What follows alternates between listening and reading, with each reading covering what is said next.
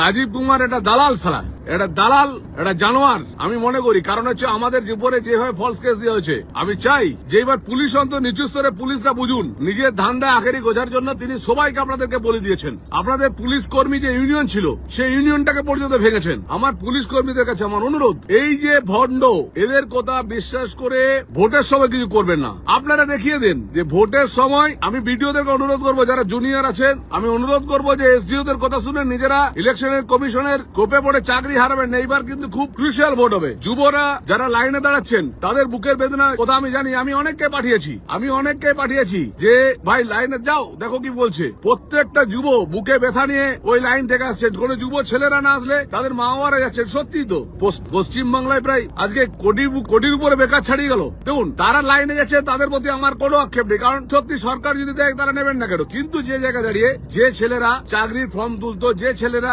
চাকরিতে লাইন দিত, পুলিশে লাইন দিত, পুলিশের চাকরি পেত, আর্মির চাকরি পেত, তারা আজকে প্রত্যেকেই বুকে ব্যথা নিয়ে যাচ্ছে। কোথায় 1 লাখের উপরে বেতন হবে মাসে, সেখানে 1,500 টাকায় মমতা বন্দ্যোপাধ্যায় শান্ত করছেন। আমি যুবকদেরকে বলবো এই সরকারকে হাঁটান। দেখুন এই লড়াইটা আমরা শুধু ভারতীয় জনতা পার্টির একার লড়াই নয়, এই লড়াইটা পশ্চিমবাংলার প্রত্যেকটা যুবকের লড়াই, আজকে প্রত্যেকটা মহিলার লড়াই। মা বোনেদেরকে বলবো নিশ্চয়ই লক্ষ্মী ভান্ডার নিশ্চয়ই নেবেন, আমরা আরো বেশি আমরা দেওয়ার চেষ্টা করবো, 3,000 টাকা দেবো। কিন্তু এটা নিশ্চিত হবে আপনার মেয়ের সম্মানহানি যাতে না হয়। আপনার মেয়েকে ভবিষ্যতে বোরখা পড়তে হতে পারে। মুসলিমদের তো শুধুমাত্র মমতা বন্দ্যোপাধ্যায় ব্যবহার করছেন, যতজনকে মুসলিমকে ব্যবহার করেছেন প্রত্যেকটা মুসলিমদেরকে বিপদে ফেলেছেন। শুধু ফিরহাদ হাকিমেরকে ভয় করে, তাই ফিরহাদ হাকিম ঘরের কাছে ভয় করে বলে ফিরহাদ হাকিমের কথা শোনে। হুমায়ুন কবিরকে ধরেই মুর্শিদাবাদে তৃণমূল কংগ্রেসের লাইন আপ করেছিল। আজকে প্রত্যেক জায়গায় মুসলিম যারা বলছেন, মুসলিম ভাইদেরকে বলবো ভাই তোমাদেরকে মারছে, তোমাদেরকে মরছে তোমাদের, মারছে তোমাদের, আর আমাদের পেছনে লেলিয়ে দিচ্ছে যে বিজেপি কর্মীদেরকে মারো। বিজেপি কর্মী তোমাদের কোনো ক্ষতি করেনি। কেন্দ্রীয় সরকারের নরেন্দ্র মোদী সমস্ত যোজনা যত পাঠায় সেগুলো সবই কিন্তু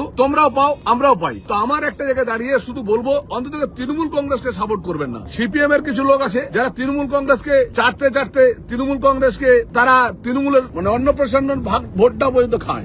কি বলবো, তারা একটু তৃণমূলের প্রসাদ না পেলে তাদের চলে না। আমার সমস্ত পশ্চিমবঙ্গবাসীর কাছে অনুরোধ, এই রাজ্যসভাতে একটা খুব পরিষ্কার হয়ে গেল যে জানোয়ার রাজীব কুমারকে জানোয়ার বলবো আমি ওকে। কারণ হচ্ছে আমি জানি ওটা একটা জানোয়ার। আমার বিরুদ্ধে ফলস কেস দিয়েছিল, সেই কেসে আমরা মুক্ত পেয়েছি এবং মুক্ত শুধু না খালাস হয়েছে। কিন্তু তার জন্য আমি জানোয়ার ছাড়া কিছু বলবো না। আমি চাই পলিটিক্যাল ময়দানে রাজীব কুমারকে। এবং আমাদের যেভাবে এই টোটাল বর্ধমান থেকে শুরু করে রাট বাংলা বীরভূম প্রত্যেক জায়গাতে দেখুন, অনুব্রত মন্ডলকে ইউজ করেছে, ছুড়ে ফেলে দেবে। কাজল শেখ 2 দিন পরে মার্ডার কেসে ফাঁসবে, ওকেও ব্যবহার করবে, ছুড়ে ফেলে দেবে। ওয়েট করুন শুধু। মমতা বন্দ্যোপাধ্যায় সবাইকে ব্যবহার করে ছুড়ে ফেলে দিচ্ছে। আমি তো সেই ভাবলাম অভিষেক বন্দ্যোপাধ্যায় এত ভালো মানুষ হলেন, রঞ্জিত মল্লিকের কাছে গেলেন, তারপরে আজকে কালকে বুঝলাম ওটা তো একটা পলিটিক্স এর ধান্দার। রঞ্জিত মল্লিককে ব্যবহার করতে হবে। এখন তার এই যে যারা ফুলটসিরা নাচানাচি করছিল তাদেরকে ব্যবহার করা হয়ে গেছে, মানুষ আর দিচ্ছে না। তার জন্য রঞ্জিত মল্লিককে ব্যবহার করতে হবে। তাহলে কোয়েল মল্লিককে দিয়ে দাও, যার সঙ্গে কুন্তল ঘোষেরও জড়িত ছিল। আমি সত্যি বলতে শুধু পশ্চিমবাংলার যুব যারা আছে, যুবতী যারা আছে, তাদেরকে বলবো এইবার পাল্টান। এই লড়াইটা শুধু আমাদের না,